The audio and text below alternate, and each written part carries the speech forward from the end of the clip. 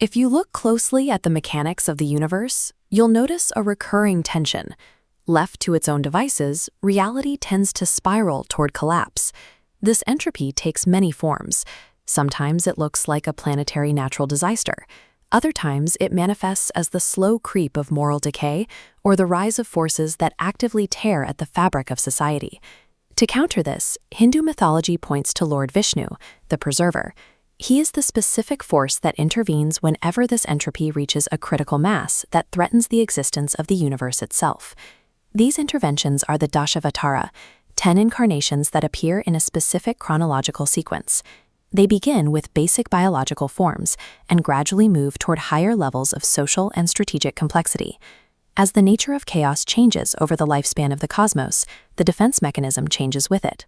For the universe to endure, the divine response has to match the specific complexity of the threat.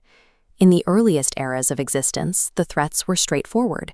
There were no complex social systems to navigate yet, only raw, elemental forces of nature, capable of instant physical destruction. The first crisis was a cataclysmic, world-ending flood. To navigate this, Vishnu took the form of Matsya, a massive fish.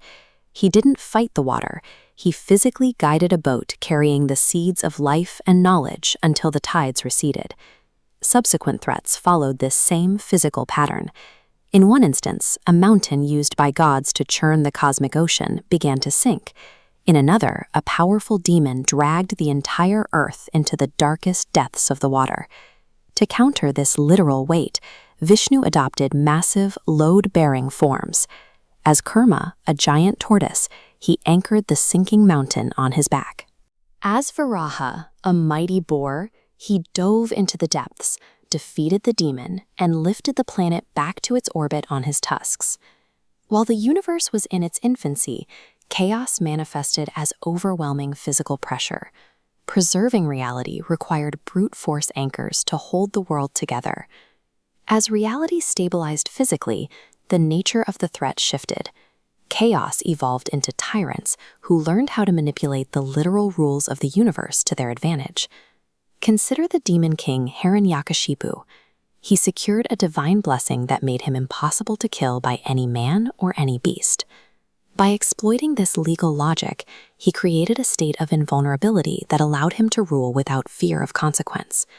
Vishnu's response was to inhabit the space between those definitions. He manifested as Narasimha, a hybrid with the torso of a man and the head of a lion.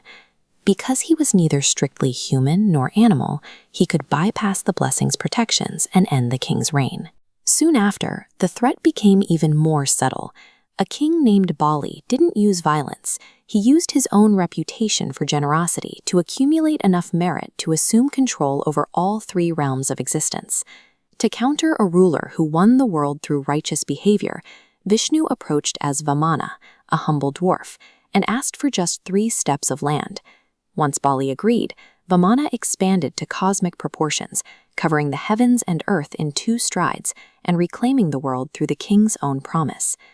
Later, when human rulers themselves fell into systemic corruption, the response shifted again. Vishnu appeared as Parashurama, a warrior sage who used a martial purge to dismantle the corrupt ruling class and restore the balance of power. When evil begins to weaponize legal and social structures, physical strength is no longer the primary tool.